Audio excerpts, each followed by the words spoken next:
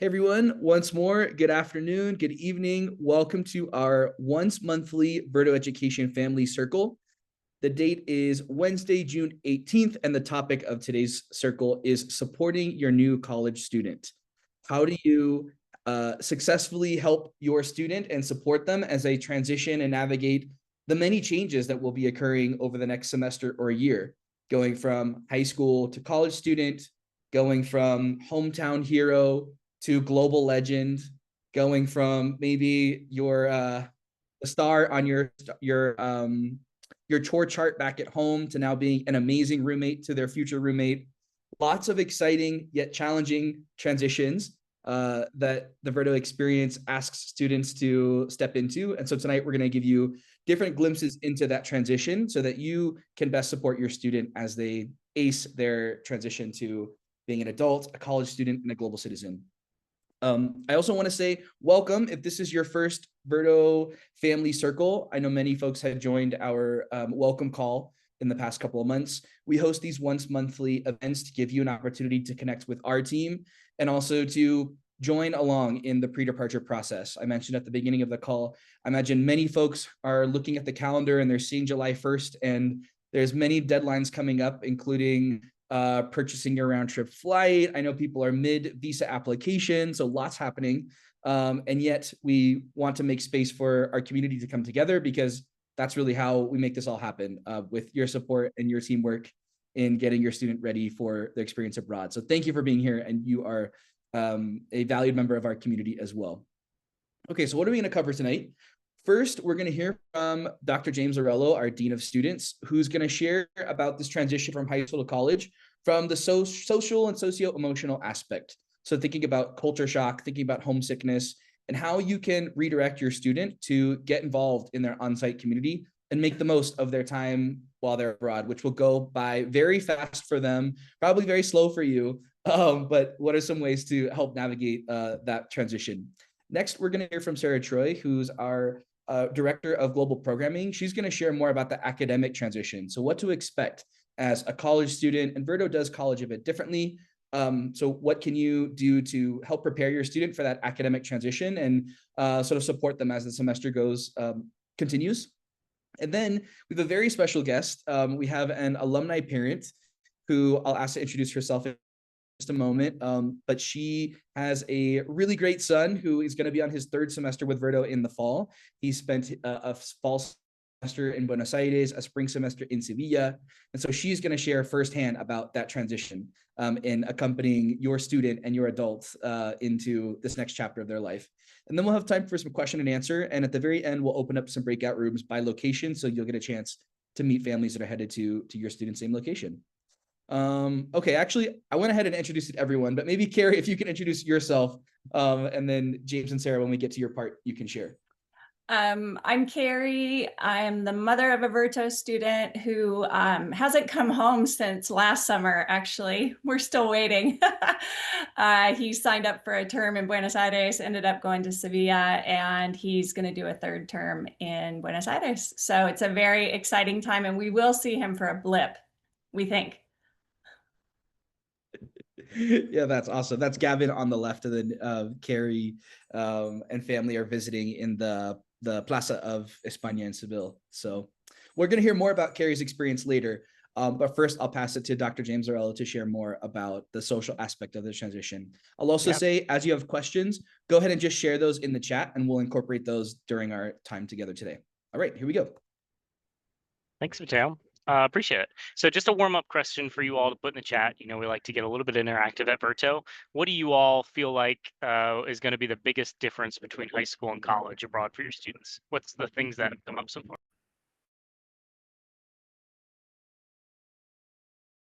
You can go ahead and just put them in the chat. Money, there's a good one. Yep, that's.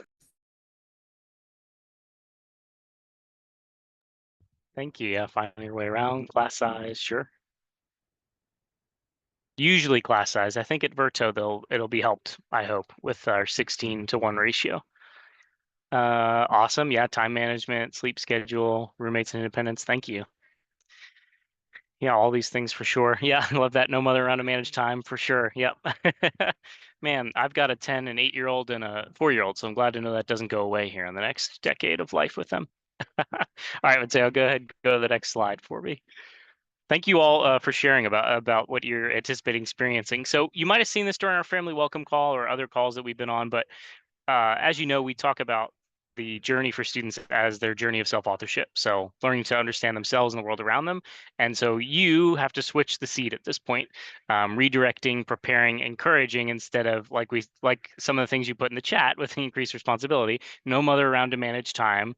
You're not around to help manage time, so you need to get them equipped to be able to do these things on their own. So we'll talk about how to do that a bit more in our session. So Mateo mentioned this earlier, but it is a big transition. I know that you, not to scare you about it, to just realize, whether it's with Verto or elsewhere, this is a big transitional moment in life. That's why we do Verto and the self-authorship stuff, is because it is a big transition and you want to make the most of that time period that you have. And so from high school to college, from living at home to living independently, and new community experience. And I think when I talk in a little bit, you'll just see that these might hit at different points, right? They might have the first month, they might be like, oh, I've got this, I've got the new college classes, and then midterms hits, and midterms isn't going so well, but they're having trouble getting caught up on their laundry. So the transitions, hit them differently throughout the semester. One of the biggest things, of course, with us being Verto, the adjustment is different. Students going to college in the US, they have some of this to another extent, but of course, a lot different when you're entering a whole cultural system and a new, somewhere you've never been before, perhaps. So this is a good chart to show kind of like what this looks like or might look like for your child, what you might experience. And, it might be that first 2 weeks, they're so pumped. They're telling you every day how great it is.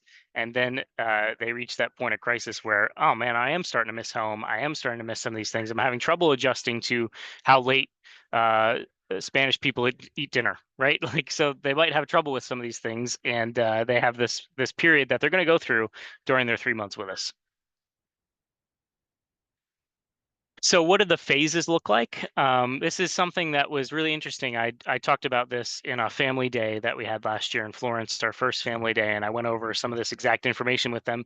And they were talking about how they felt it that night, visiting with their student. They felt that honeymoon phase and that they're excited, they're feeling really optimistic, they were so pumped. And then there were others who went right to crisis, right? That was stage 2 there. They were really excited to go to Verto. Then they get off that plane and they're like, oh, whoa, what have I done? This is not what I thought it was going to be. And I say that to say this is normal, right? It's that kind of big transition. And it's expected that there's going to be these different periods that take place. And the goal for us is to really not, it can be scary when your child first calls and is really scared about something or upset about something or tells you, I want to come home.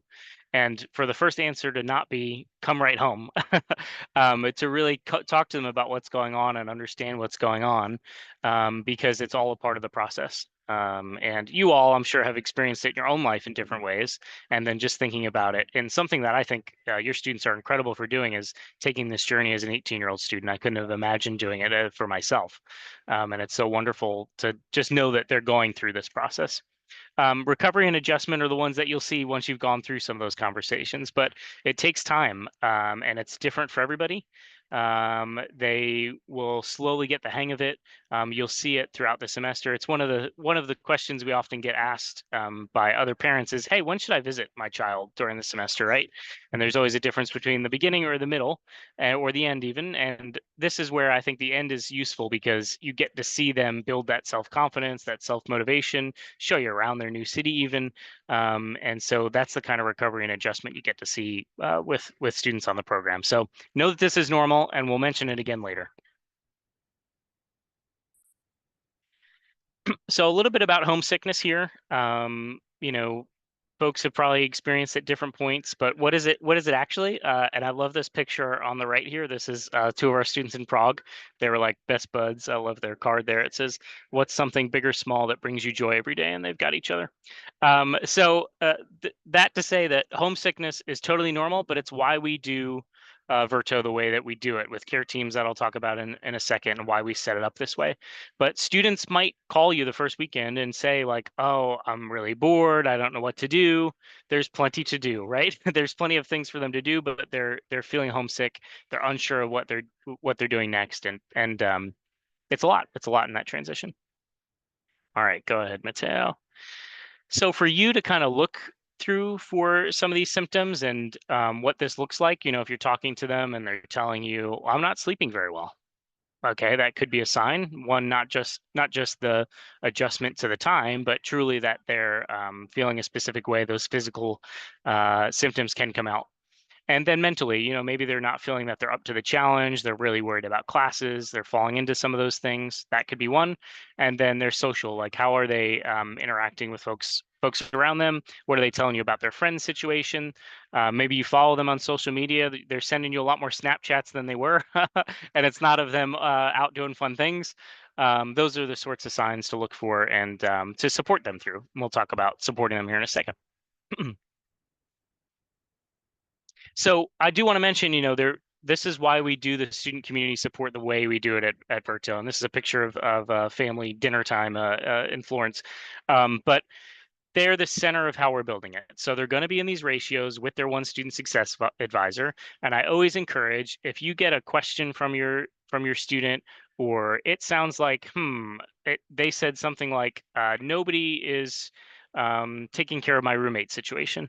You get a comment like that, okay? I challenge to ask them, well, have you talked to your student success advisor? Is that who you've talked to? Because often that might be the case, or they haven't reached out, right? They're really upset about something. They're not sure the right way to do it. And you encouraging them and saying, hey, I know that you have a student success advisor. You'll probably know their name by that point, hopefully. Have you talked to Fran yet? Have you reached out to them? And taking that route. Of course, a backup is always the Dean of Students office if something's really going on, that we interact with you and get support. If there's something, somebody's displaying signs of something that you're really worried about and you want to make sure someone's checked on them, of course, we do those sorts of things too. But want to make sure that this is, when you have 300 students on site, breaking up into this smaller group is important. So I just want to show you what we're showing students. So they will see this, all right? So that's why it says student slide on it. But this is why we tell them they're a part of a care team. It's because it's a major life transition. The care team is supposed to be there. They're going to spend time with them during Discovery Week, or the first week of orientation on site, getting to know each other. And it's the way that we want to build community and make sure they have support. So always, want you to know, well, what are we telling your students about this? Same thing. We want them to focus on reaching out to their care team when they need help. So the tips for you all, as much as possible, redirecting. So working with them to work through whatever the challenge that it might have been, whether it's roommate issue or what it might be, and redirecting them to the right source, getting them to talk to the student success advisor or to go to someone else. And for this phase is really helping prepare them. Even maybe they don't want to have the conversation, but you could talk to them about homesickness and that culture shock is real, and having a conversation about them with it, because some of them might not believe it's going to happen, and then it will, and it will be nice that you've talked about it previously. And really encouraging is the best thing that you can do. I know there'll be times when you feel sort of helpless being so far away. It's not a position you've been in before, but that's what the best part of this experience is that your students grow so much from the experience and from taking on the responsibility. And like we just heard from Carrie, and I'm sure we'll hear more of, he hasn't been home in a year from all the travel he's been doing. And I'm sure he's much different than he was when he got on the plane to head to Verto. All right, I'm going to let you talk about the community app, Mateo, because you're the expert at it. Yeah, so just real quick, your student doesn't have to wait to start getting to know their peers and getting connected with their community.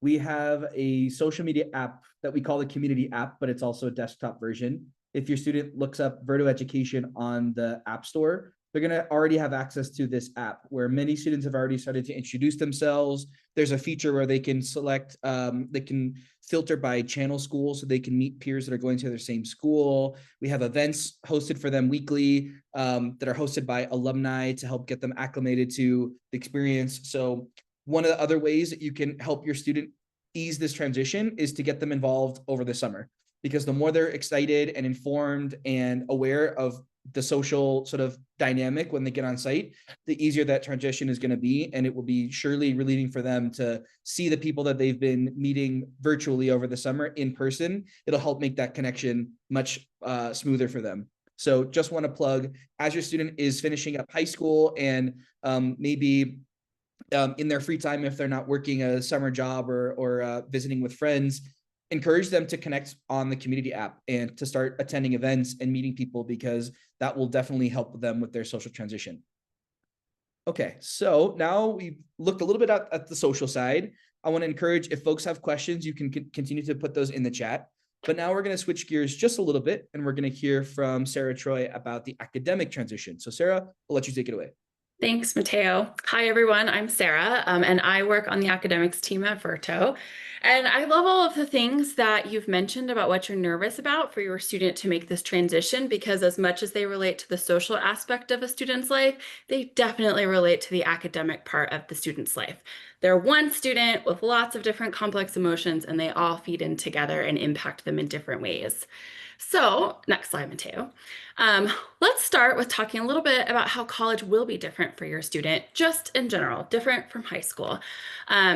There's the academic rigor of courses, the academic workload, self-discipline and time management, which I saw come up a lot in the chat, and self-advocacy. So in the next few slides, we'll dig into each of these a little bit deeper. Next slide. So let's talk a little bit about academic rigor. I think if you try to define academic rigor, it's kind of a variation on a theme.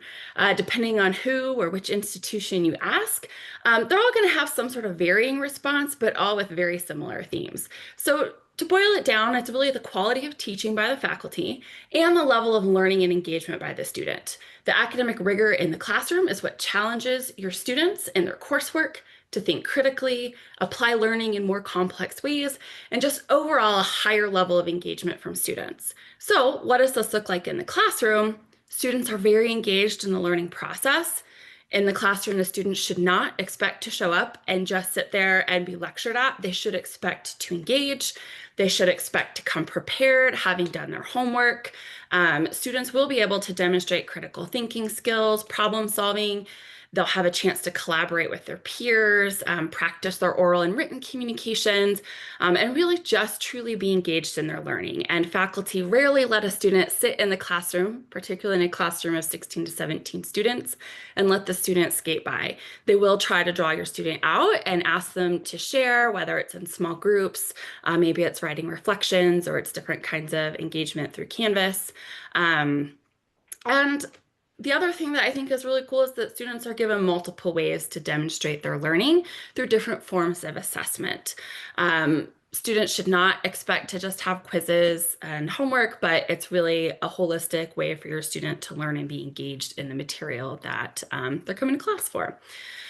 And there's also just higher level questioning by the instructor so that students are encouraged to think more deeply. If a student provides more of a shallow answer, the instructor is going to ask them to dig a little bit deeper, maybe analyze the content and decide how that applies to maybe a situation in real life or an example that they're discussing in the classroom. So academic rigor is really just the level of engagement and the higher level of teaching that a student should expect in college. Next slide. So let's talk about what the academic workload will look like. So assume that your student is taking 5 classes, which is the equivalent of 15 credit hours. So for every hour that your student spends in class, they should expect to spend about 2 hours outside of class studying, completing homework, projects, etc. So if you look at the chart, I've tried to do some math here. The top row shows the average hours each week that a student is going to spend per course.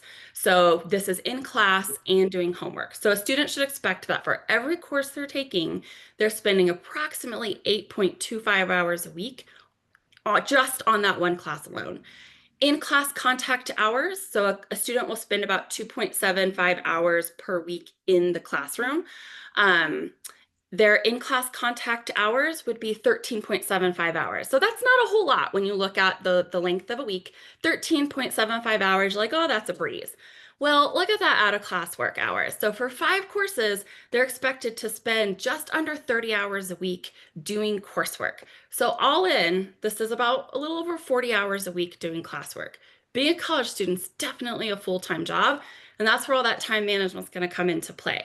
And just a reminder that classes that might be 4 credit hours, such as some math classes, science classes that might have labs, or drawing classes that have studios, those will have additional contact hours added to them. So labs meet once a week for 3 hours in addition to the time that they spend in the lecture. So definitely a full-time job for a student. All right, next slide.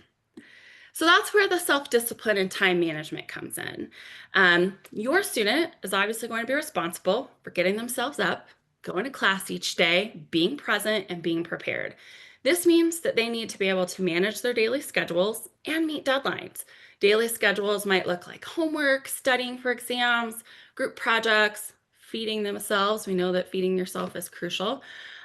Socializing, program activities, grocery shopping, laundry, cleaning, etc. Like the list goes on. We're all adults. We adult every day. It's a whole lot of work. And your student is getting that entry, but with a whole lot of support around them. So what can you do? As the parent or family member of your student, you know how your student functions best. This is where you can step in and help them create a routine and a plan, making sure that both are realistic in terms of how long it takes to do things, the level of commitment that they take. But that's where you can really support your student of saying, okay, let's talk about all the things on your plate. Maybe you're feeling overwhelmed. That's okay. We're going to figure it out together. And you're letting your student take the lead, and you're helping them create the plan of what that's going to look like and make tweaks as you go. I would also just encourage you to encourage your student to map out their semester in advance. Look at all of their course syllabi, understand what are all of the deadlines that are coming up. When might you have an exam? When do you have an assignment due? When do you have a quiz due? We know that students love to travel, they love to be social. And so if your student has a lot of exams, maybe on a Monday, then maybe they shouldn't plan to come back Monday morning before class, or maybe they just shouldn't go out of town that weekend because travel strikes happen. It's Europe and Argentina. Unforeseen things happen all the time, and missing class because of a uncontrollable travel situation is not going to work in their favor. And then also with the sleep bit, remind your student to get enough rest and sleep as your student is adjusting to a new environment, a new culture, different food systems. All of these things are going to impact their well-being, and getting enough sleep is critical to your student staying healthy. Next slide. And I will get to these questions as soon as I get through some of these others, so I'm seeing them come in. The next bit is just about self-advocacy. So encouraging your student to introduce themselves to their faculty on the first, second day of class. It's important that your student feel confident in being able to step up, ask for what they need, find out what their resources are, and engage with those in a way that suits them. So reassure your student that it's okay to ask for help. If they're like, gosh, I bombed that last test, I don't know what was happening, or I totally missed that deadline for homework, I'm really nervous that I might get a bad grade, what should I do? That's where you can come in as their support and say, who did you talk to about that? Have you asked for help? Have you sought out different resources? What's your plan here? What's your next step? And you're the guiding voice in their head, but not the leading voice. And then again, just remind them of the academic resources available to support their success. We have on-site tutoring. They can have individual meetings with their Student Success Advisor. There's all kinds of other program staff. There's the Dean of Students, faculty office hours, emails. We also encourage students to create study groups. We also have staff who will lead study groups, but students are always encouraged to create them. Maybe it's asking a peer in their same class for help. They notice that someone's always doing really well. Encourage them to say, hey, I'm struggling a bit. Could you help me understand this concept? And then lastly, if your student had academic accommodations in high school, Or you think that maybe they have an undiagnosed learning disorder and maybe they need, you think that they could benefit from accommodations, I would encourage you to take care of all of that this summer before the student gets on site. If a student does happen to need accommodations, they did not apply for them and they didn't do well, accommodations are not retroactively applied. I know you've heard us talk about accommodations many times if you've come to these events, but it's something we just can't encourage enough, and students can do that through their My Charger from New Haven. So next slide. All right, so how is college different at Verto? Well, as James mentioned, our average class size, it's about 16 to 17 students. It kind of depends on the location and the semester. But our classes are also capped at 20 to 25 students. It just depends on the class and the size of the classroom, but usually they're around 17 students, which is amazing. Most colleges, you're not going to find a class size that small. There is so much support. It is just like, wow. I've been an academic advisor at a couple of institutions, and the amount of support that Verto offers students is, I would say, kind of unmatched. If a student says, I need help with my class, who can help me? There will be someone available to help. We also use restorative education practices, which means that even if a student messes up, like in their first class, their first exam, they miss some homework, there are opportunities to rebound from that. One mistake will not dictate their future. There's lots of opportunities for corrective actions, particularly at midterms, I think, is when a lot of students will kind of see like, oh crap, maybe I didn't take this seriously enough. Even at midterms, they can still turn it around. We usually work with students who are at a specific GPA level to implement a student success plan. And that's where our staff will sit down individually with each student and say, what do we need to do to help you get back on track academically? And then the other unique thing that Verto does is a part of term. And that's where we divide the semester into 4 parts. So each part is about 4 weeks. And students will earn approximately 25% of their grade during each part. And so then each of those parts has multiple forms of assessment. There's usually a small percentage awarded to participation in class. There's usually some homework, maybe a paper, maybe it's a test, maybe it's quizzes. It just kind of depends on what the course subject is. Like in a math class, they're going to have problem sets. They're going to have regular quizzes to show mastery of the subject. But that's really cool that in each part of term, you have an opportunity to turn things around. And faculty are often very willing to work with students who say, I need help. So that's how you can expect college to be different with Verto. And then thinking about yourself and your changing role of the parent or the lead family member.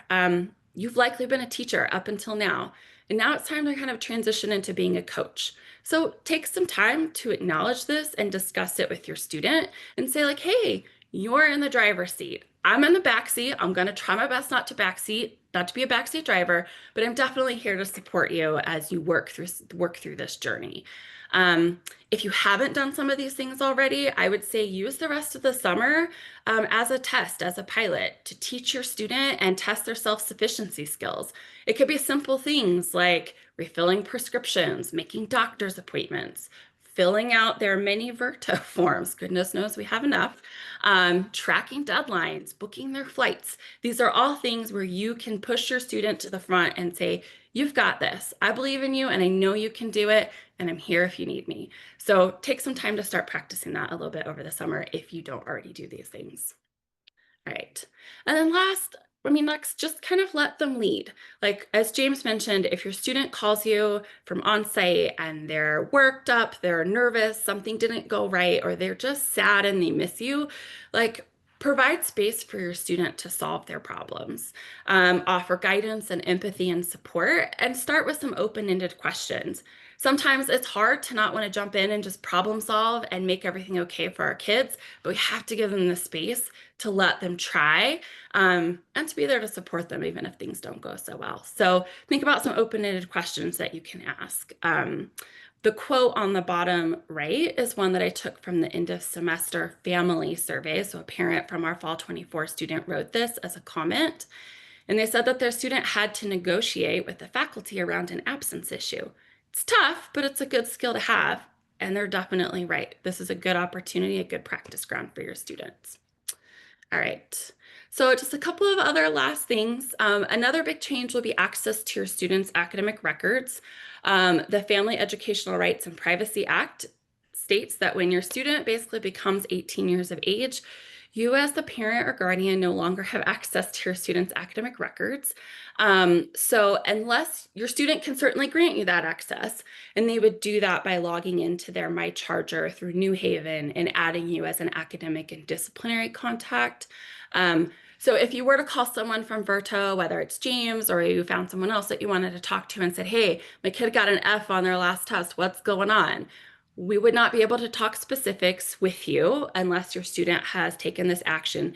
We could have general conversations to say, well, generally, if a student's not doing well, it could be that they're not turning in their work, or maybe they're not going to class. Here's some questions you could ask your students. So at that point, our guidance and information to you would be very general and nothing specific. So that's just one of the big changes that's coming up. And then my last item is just your student just needs your continued support. And I think that's a theme that you've heard, is that even though they're going halfway across the world, they still need to know that they've got their support system at home. So as James referenced, it's a major time of transition. They need you just in a different way. And be sure to check in with your student about their coursework, upcoming deadlines, challenges they're facing, making sure they've got a plan, reminding them it's okay to ask for help, and just encourage that open communication between your student, their faculty, and our student success staff. Most of Verto faculty have been teaching with us for a number of semesters now. In the fall semester, there's always a handful of new faculty, but they keep coming back because they really enjoy teaching the Verto students and working with the other Verto staff. So they're here to help. We're all here to help, and just make sure that you encourage your student to take advantage of that. All right. Thank you, Sarah. Before we transition to Carrie, I do want to have you answer this question that we got twice, which is, can we get an idea for when classes will be scheduled? We heard that the actual class schedule won't be available until late July. Yes. So students will receive their course schedules actually in mid-August, about 2 weeks before they depart. Course selection is still quasi-open. If your student did not submit course selections, they technically have one time to submit them until July 18th. And they would not be able to go in and make any changes though, but the form officially closes on July 18th. And then if your student has any AP or IB scores, we also, I know they're not released until I think July 7th, but during that kind of 2-week time frame, your student should submit those as soon as possible. And we would allow your student to make any changes to their courses if their eligibility for courses change. So since we don't officially shut down course selection until the middle of July, we use the rest of that time to build schedules, audit schedules, make sure students are getting into their classes as much as we're able to accommodate their requests. So second week of August, your student will get an email and the schedule will be available in their My Verto. All right. Thank you, Sarah. For folks that have other questions related to academics or student success, student life, you can go ahead and continue to put those in the chat and we'll be answering those as we go along. All right. So next we have an exciting feature of our event tonight. We have the perspective of someone who has been, well, is still in your seat, although has a year of experience under her belt now as a 2-time Verto parent, preparing for her 3rd semester, with her son Gavin joining us again in Buenos Aires after a great semester in the fall. So I asked Carrie to prepare some perspectives about this transition from high school to college. Oops, hold on, someone's mic is on. Let's see. Okay, I think we're better now.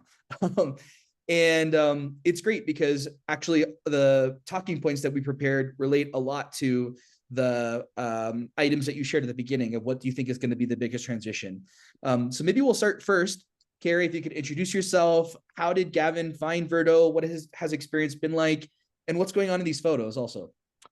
Well, how did Gavin find Verto? Right before he found it, he said, I don't know what I want to do next year. We said, all right, you'll figure it out. And he likes school, but that wasn't the only thing kind of on his horizon. He knew he wanted to do something maybe different. He was considering the community college here. We live in Oregon.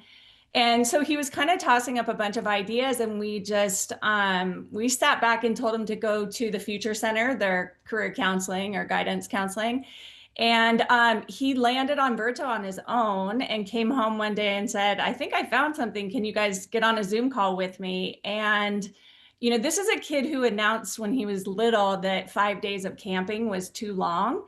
So he's, who knew? He used to like to stick close to home, but he found Verto and was really engaged and intrigued, and in particular thought Argentina just sounded like the coolest thing he could think of. So it's all something he found, and it's kind of just been unfolding for him term by term. He's on term number 3 coming up in the fall, and he's still kind of getting a vision of what things look like afterwards, where he'll land. But I think he's decided on an area of study, and we're just trusting the whole process that he's been really successful so far. And this is definitely a kid who's, you know, in charge of his own map right now. So it's been really, really just a thrill to watch. And in this picture, these pictures, let's see, very excited family on FaceTime. That's us. We did get to visit at the end of the term in Argentina, and we took our other son and his girlfriend down. And then just back in May last month, we snuck over to Spain because we're never ones to miss an opportunity, and he wanted to show us around. So.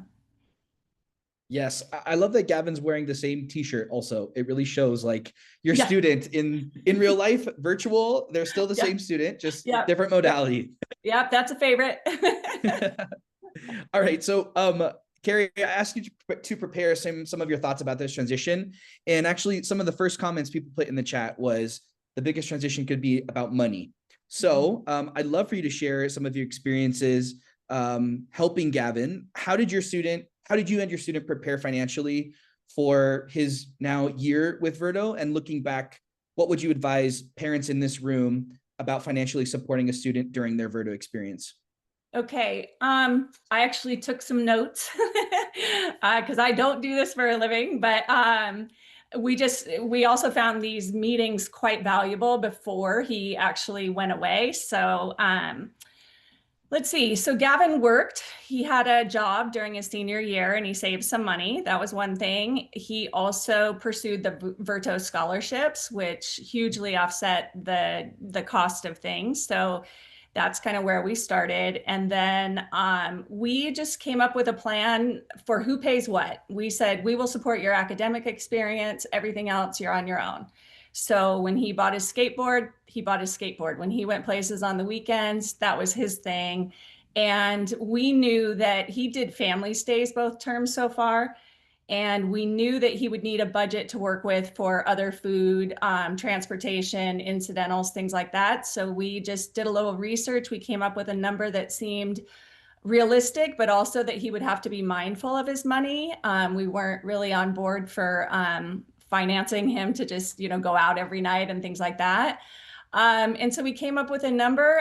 A couple weeks into it, we asked, is it working? And he thought it was. I think he figured out that he could eat empanadas every morning for a couple bucks and not, and have more money to spend elsewhere and things like that. But we would just transfer a monthly amount, and that's what he lived off of outside of his family stuff. And we checked in, and maybe we peeked from the US onto his online bank account and stuff, but we just let him take the lead. And we decided our whole role was to be scaffolding. We knew that he still needed parents. We were here from afar, but that Verto had a lot of structure, and the family stay in particular provided a lot of structure, but he was kind of on his own for budgeting, and we just kept checking in, and he grew so much. It was really cool, and just gained a lot of responsibility. And I think there was just enough communication. There wasn't a lot of room to have giant problems arise or whatever. Argentina is unique because they have currency issues. So we did use Western Union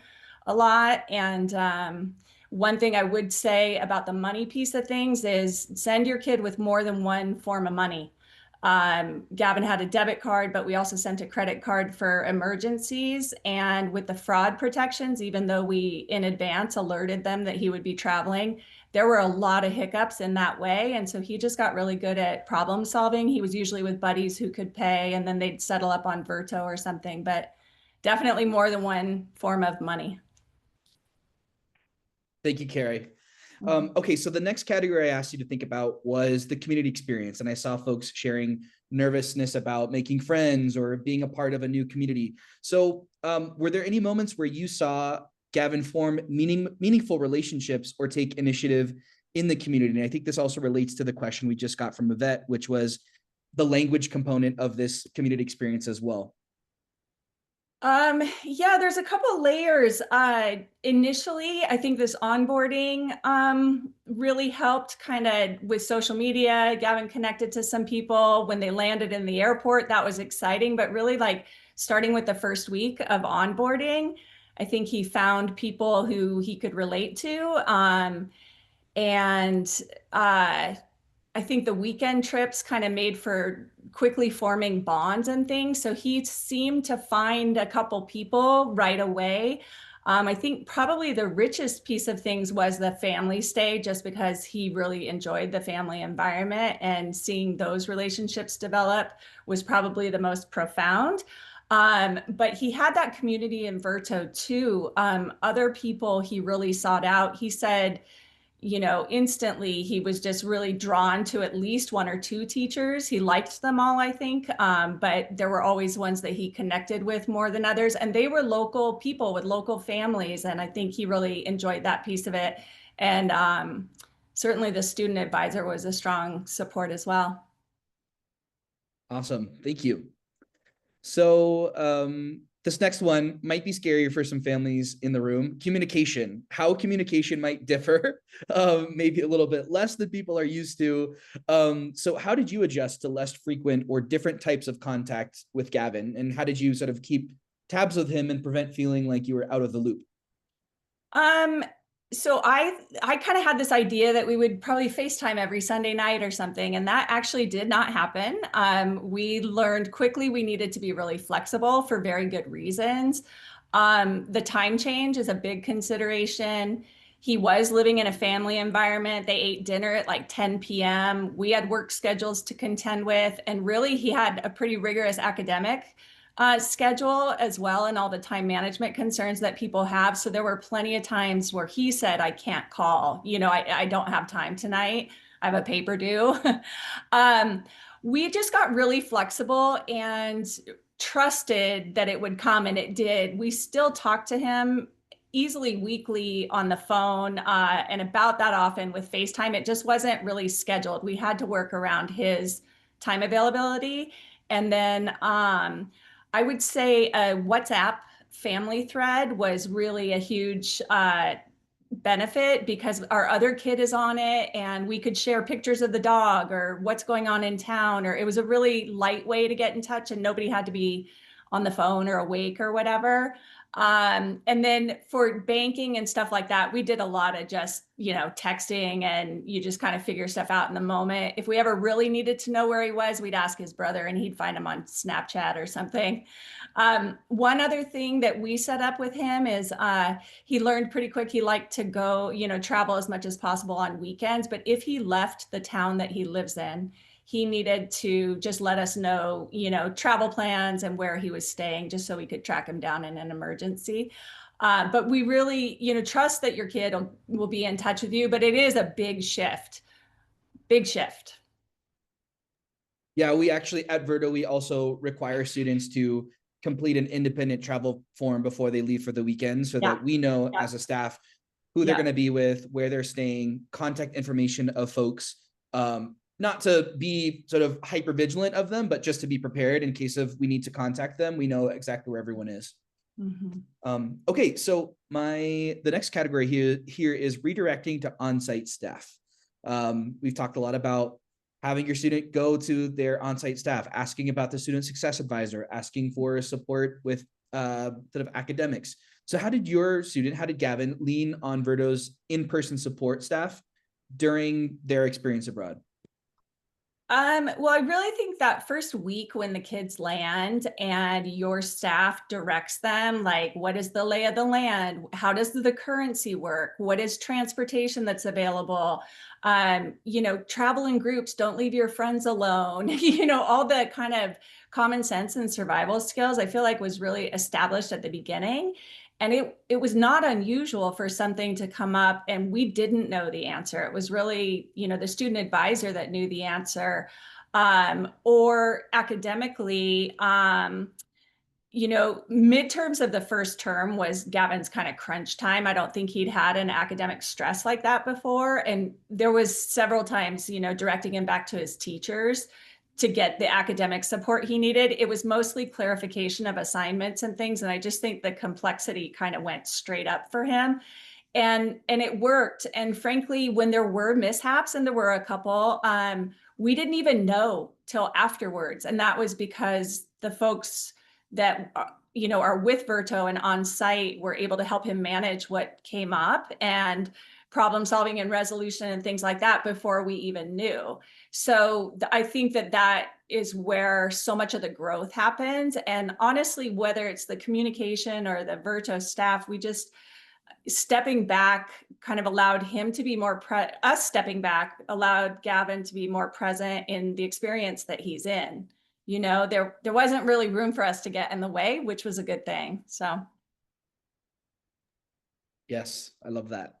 Okay, so the last question I have for you is if you could share with this group, you did have the opportunity to visit Gavin in both of his semesters. So what was that experience like, and what advice would you give to family members who are thinking about visiting their student this fall?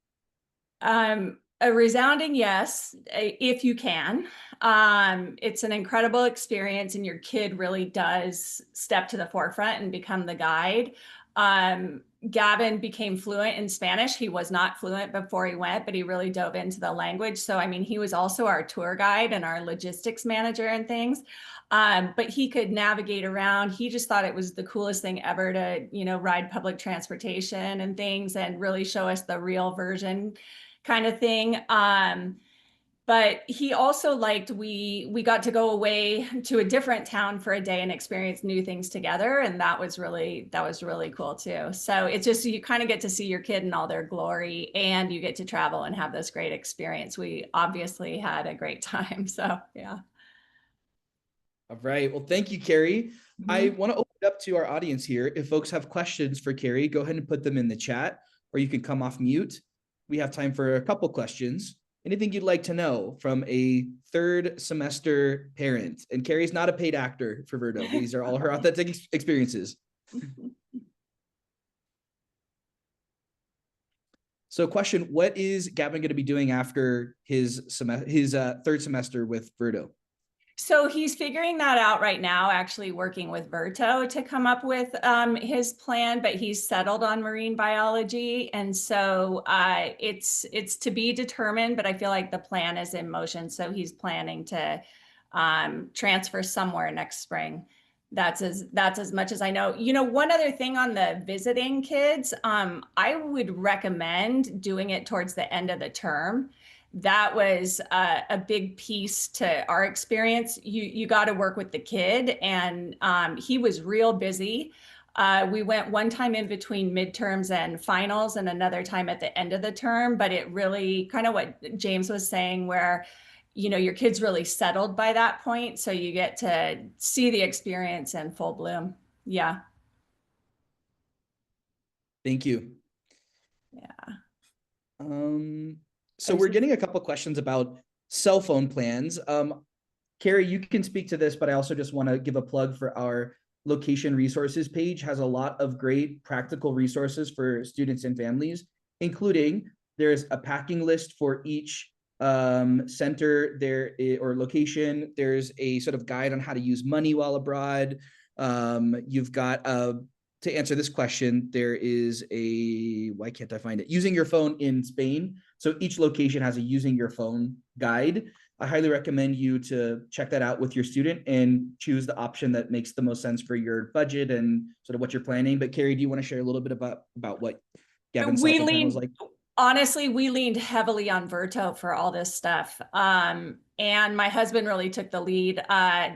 Gavin has an iPhone, and as far as like the eSIMs and all that, we just looked to Verto, and the we was my husband's half.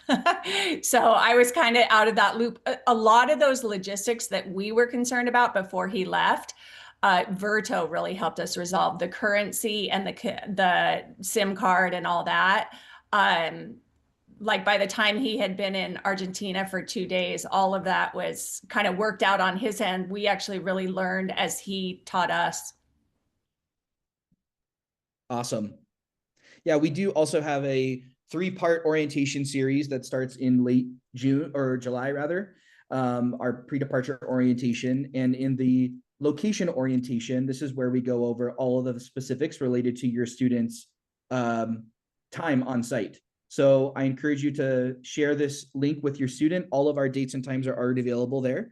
They choose 1 session per sort of event, and it's a 3-part series so that they get on site and they're already feeling confident about all of the sort of preparations they need. All right, well, I'm looking at the time and we have a few last announcements. So I think we'll go ahead and wrap. Carrie, thank you so much for sharing your experience. We're so excited that you're a part of our community for a 3rd semester now. We'll let you know if we see Gavin first, or you let us know if you see him first, wherever he's as he gallivants around the world. Yeah, right. Yeah, no, thank you for having me. And really, like, just one funny thing, whenever people say, how's Gavin? Our answer is, well, we all kind of want to be Gavin right now. So we're looking for a Verto for adults. It's just, honestly, it's just been a really great experience even to be at the sideline. So thank you. Cool. Well, thank you, Carrie. I really appreciate it. And yeah, have fun with Gavin in this summer before we welcome him back in Buenos Aires. Thank you. All right. So we're going to wrap up with I muted myself. Reminders related to onboarding to keep us on track for our July 1st deadline, which is when many things are due. So just a snapshot of where we're at. As you know, tuition payment was due in June. Course selection already closed. As Sarah mentioned, if your student wasn't able to submit their course selection, they do have 1 opportunity for them to submit that form. Also, if they submit any AP scores that increases their eligibility for course offerings, that will reopen course selection until mid-July. So please make sure that you are logging in with your student in their My Verto portal and you're checking out. We want to see all green hourglasses, or green checklists. So as you probably have seen in My Verto, the hourglass that's yellow means it still needs to be completed, or that's on its side, we want all greens. Green means good. This is also the time to be looking for your round trip airfare. So that's due July 1st. You're going to want to make sure that you're helping your student and answer any questions, double and triple checking that they're arriving on the correct date and within the correct time frame. So on the enroll participants page, we have this section just to remind you and your student they should be arriving on August 25th, which in most cases means that your student leaves on August 24th in the evening time and has an overnight flight to arrive on August 25th. That's totally fine. What's not fine is if they arrive on August 26th, because they'll have missed already the first day of Discovery Week, and we don't want them to do that. So check out the arrival and departure date. We've got some questions about this too. December 6th, they should be exiting. There's no programming. This is the last sort of afternoon they have access to their housing. So on December 6th is when they should be departing. And as to what airports and what times your students should be arriving, that's available on our enroll participants page. For example, if your students headed to London, make sure they go to Heathrow Airport, not any of the other million airports in London. They should be arriving between 8 and 5 so that we can arrange for airport pickup with our team. If you're seeing any troubles with finding a decent flight within these windows, please have your student reach out to their student onboarding advisor before July 1st so that we can account for that. Anything else to mention here? No, all of this is good. July 1st is when several other forms are due. I'll skip this for now. Yeah, so as I mentioned, we want to see all of these hourglasses turn into checks, green checks, which means that your student has completed it. I'm trying to get to this part. Okay, yeah, so I mentioned booking flights. The other part that I wanted to mention, which you've got questions about, is roommates. So for every site except for Prague, because this window closed, your student has up until July 1st to make a request for a roommate. Both students have to request one another for us to acknowledge and honor that request. So please keep that in mind. If I request James and James doesn't request me, we're not going to make that match. And that's due July 1st. Your student can make any edits to this form up until July 1st. If your student also doesn't have a request for a roommate, but they want to submit their housing preference form, they should also do that so that we can match them with someone that sort of has similar study habits, and we try to match night owls with night owls and so forth. So please make sure that they're on that.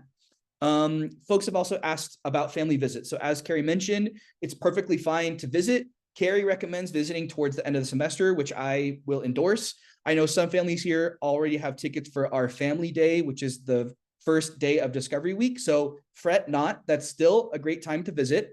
We're still gonna have a great time in Family Day. But really, if you haven't made plans yet, we encourage you to visit at the end of the semester, just because that's when all the academics are completed and students are now your free tour guide around their city.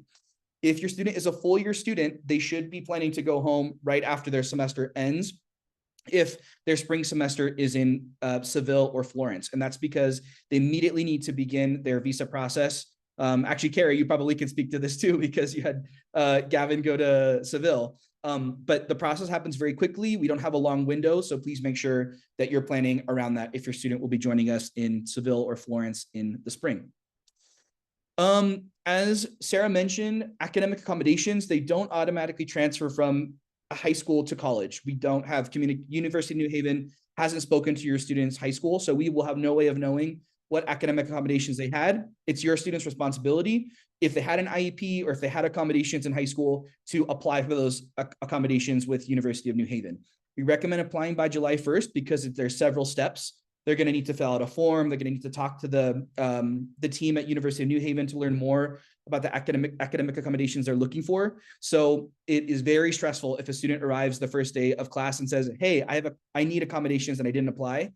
For that reason, please talk to your student, even if they haven't applied for accommodations before in high school and they're thinking they might need them and they could benefit from them, have them apply. And that information is available on Enroll Participants page as well. If you scroll down to the academic section and you check out the July 1st deadline, there's a step-by-step guide from University of New Haven, and there's also a video tutorial from our alum, Marissa.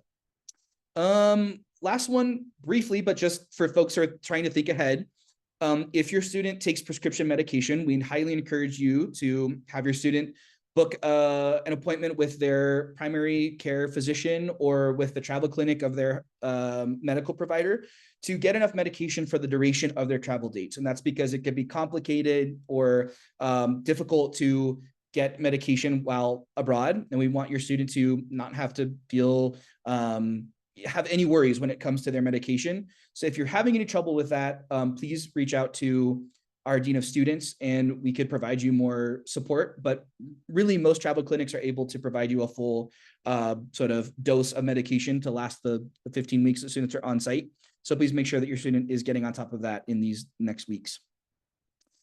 All right, well, with a minute over, thanks for sticking on to the very end. We're gonna go ahead and open up our breakout rooms for folks who wanna stick on and socialize. I also encourage folks who are tech savvy to follow us on all of our social media pages. We're on Instagram, Facebook, TikTok, LinkedIn, anywhere that you can connect, we're there. And we share a lot of student experiences, student stories. So you can get excited and follow along as we prepare your student for their semester. I'll also say, as you have questions leaving the session tonight, please make sure to check out the Enroll Participants page. It has a lot of great information, and it's likely the question that you have is answered here somewhere, if not on this main page, perhaps on the frequently asked questions. And then if you and your student still aren't finding the answer, you can have your student reach out to their Student Onboarding Advisor, who is there to help guide them along this process until departure. So I want to thank everyone for sticking on to the very end. A special thank you to Carrie for sharing your experience tonight. Thank you, Sarah and James, for sharing these tips on how to support all of these students that are going to be college students in just a couple of weeks. I think we can say weeks now because August 25th is not that far away. So thank you, everyone. If you do have to depart now, thanks for being here. But if you'd like to stay on for the breakout rooms, we're going to open those in just a moment. So thank you. Thank you. All right. So give me just one moment. I'm going to open up our breakout rooms. We were answering some questions in the chat too. So if you'd like to check out the questions we answered, some good info there. And I'm going to open up our breakout rooms. Yeah, I would add the enrolled participants page also has the academic calendar for fall 25, and it's a 2-pager. If you scroll to the second page, that will show you when each site has local holidays. And if I've seen a lot of questions about coming to visit at Thanksgiving, and your students don't get Thanksgiving off in the US or abroad because it's a US holiday. Sites will usually find a way to celebrate it, but it doesn't mean that they don't have class. But the local holidays could also be a good time to consider coming if that would work with your individual schedule. So check that out. All right. Well, thank you, everyone. I've opened up the breakout rooms, so you should have a button on your screen, or maybe you need to click on your Zoom toolbar, breakout rooms, or click the more button. It's 3 dots, and then you click breakout rooms. And happy chatting with your peers. Thanks for being here tonight, and we look forward to seeing you at our next family event in July. Thanks, everyone.